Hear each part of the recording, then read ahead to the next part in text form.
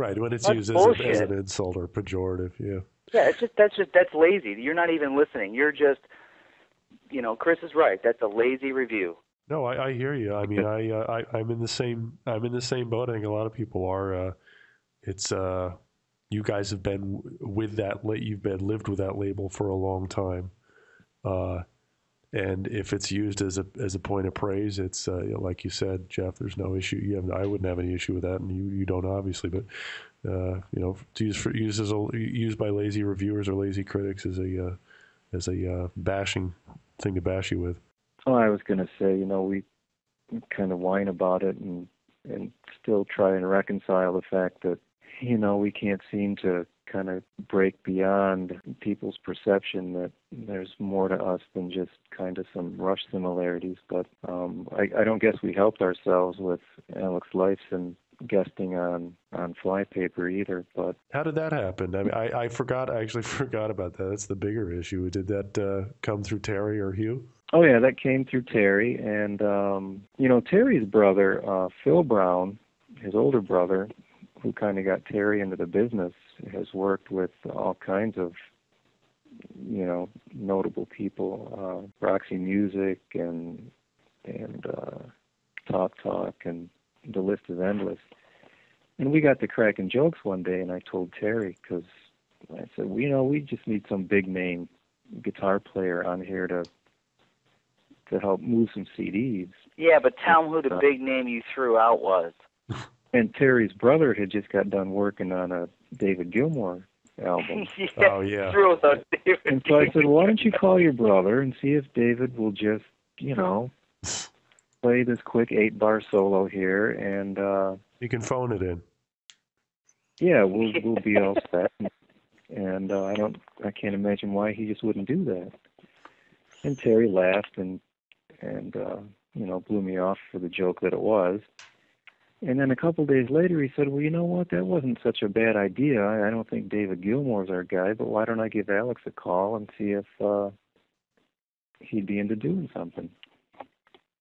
And so, sure enough, he ended up doing it. Terry went over to Alex's studio or had played him some stuff beforehand, and Alex was into it, and we had given him like 3 rough mixes, and he picked Sacred and Mundane, and it was really pretty impressive when we finally saw the Pro Tools files. I mean, Alex had done, probably 15 tracks of different guitars and different parts and all kinds of experimenting, for probably a 10 or 12-hour workday. Not all of those 15 tracks made it on the record, by the way. Do you have the No, outtakes? Terry- You should sell those.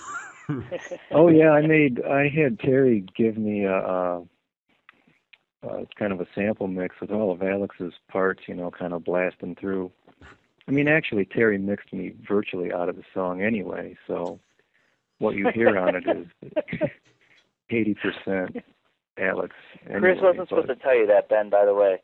Oh, he was masking his Alex.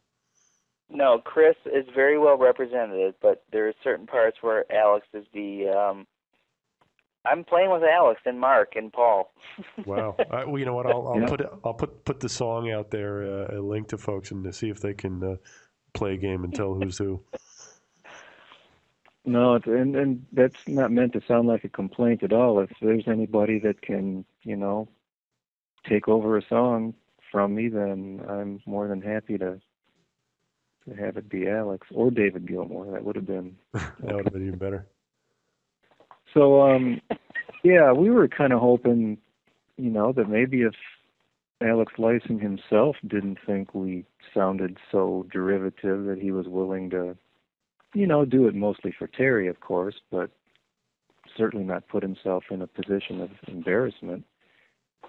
That, that kind of shows the general public that, because we got to meet Alex and talk to him and thank him and stuff, and Chris, he tell him the was, gift that we gave him.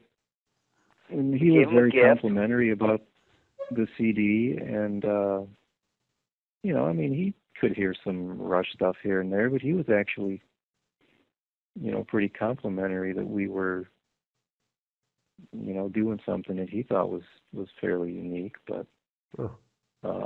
What do you give a guy that has everything he wants? And so, he didn't, take anything for all of his effort.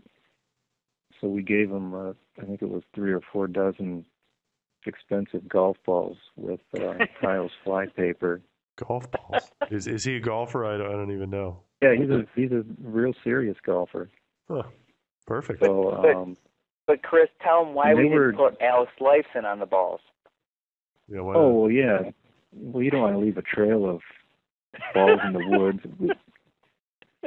So I think we cracked some kind of joke saying we put our name on this, so in case anybody stumbles across them in the woods or the water, then you're not held accountable. That's right. Tiles is probably no golfer would make the connection. They probably think that's some brand name. Exactly. Right. So we just thought, well, if we put Alex's name on it, it's like he plays some great. A golf course we're never going to play. So he plays some great golf course with a bunch of water and woods on it, and people are finding, who the hell is this Alex Lifeson guy? Well, yeah, we thought it blows. Well, it was a good marketing tool. I mean, they're golfers by Progressive Rock, I guess. I don't know. Some of them. I don't know who. No, listen, Chris is true, because I've asked my friend at the stores. They do, but they buy it in plaid pants. I think those are the old grungies who are holding on to their plaid and flannel. Yeah, well, here in Michigan, it's all plaid pants. Yeah. So you can let all of the Rush as a band fans know just what a great guy Alex is. Yeah, that's good. And he was very cool, because we actually got a chance to meet him, and he was unbelievable. He was very, very nice, and especially when we presented him with our gift of just saying thanks, and he was unbelievably nice. I mean, that guy spent more time with us than he should have or probably needed to. It's very nice. Well, and we're not deluded either. He was glad to reunite with Terry, and they had a great time. If that's our biggest claim to fame, is bringing some faction of Rush, back with Terry, then that's okay too. Because as a Rush fan, I'm a little bit partial to the old Terry Brown years for whatever reason, but right.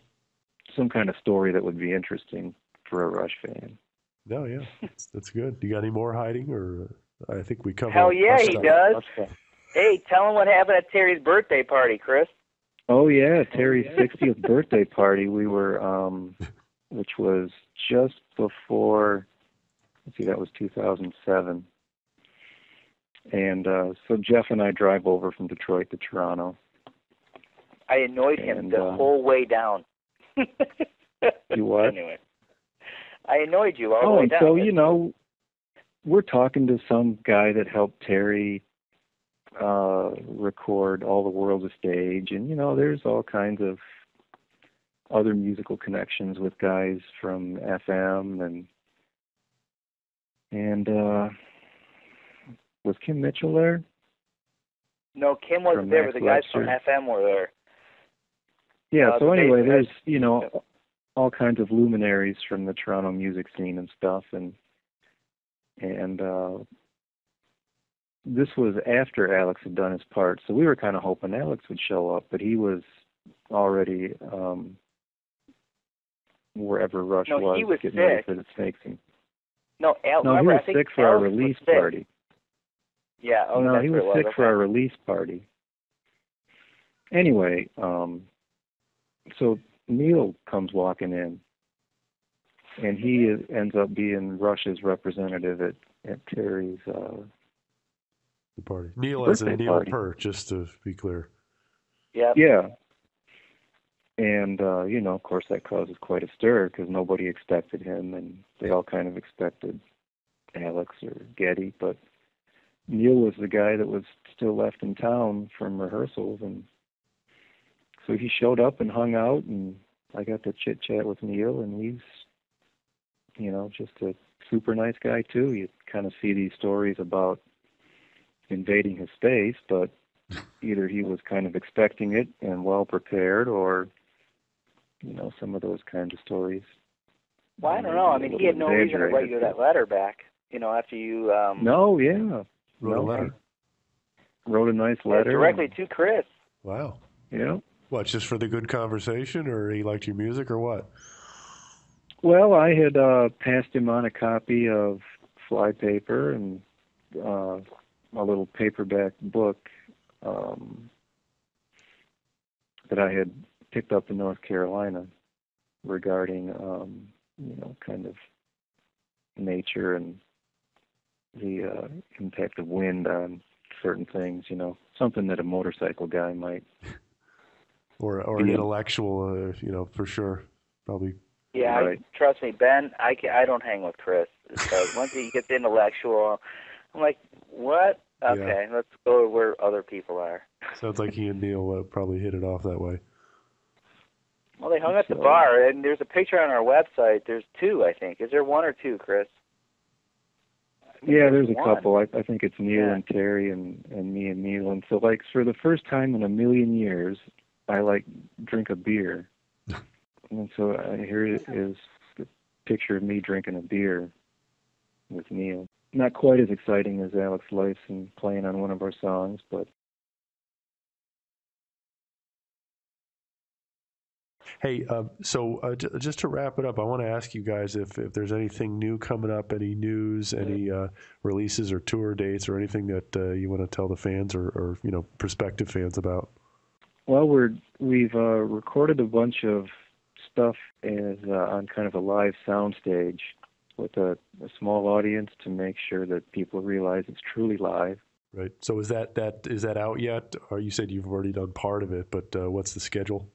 Oh, well, we've got just gobs and gobs of new songs. We've done lots of jamming in Jeff's basement, and I've got tunes, and Jeff's had ideas, and we've worked on getting some things together. So I guarantee that the first 3 minutes of this first song that we've kind of completed, which is it's a longer piece, it will be totally different than anybody's ever heard from Tiles. Uh-oh. I mean, Chris, would you agree? Oh yeah, we're bringing in some techno and industrial influences. I mean, we should probably still play up the whole, Rush pedigree, since this is. We need diversity for sure. No, listen, Chris throws a suspended fourth in the second bar of this industrial intro. It's like a tick you have, huh, Chris? You can't help yourself. Right, my hands just fall in the same old places. Well, I think that's where that suspended thing came from. It's you mash your fingers on the fingerboard, and there it is. All right. Well, it started out that when I first started playing guitar, I couldn't make a proper bar chord. I couldn't get all 6 strings to sound. Yeah. So that when I started, he had weak fingers. When I started learning tunes like 2112, I thought, well, hey, I can make these chords. Well, I look forward to hearing a curveball if you got one ready to throw. That's stick it to the critics. Well, thanks guys so much for your time, and I appreciate all the info and the old war stories and your point of view on things. And what's the website and other places folks can hear about you online?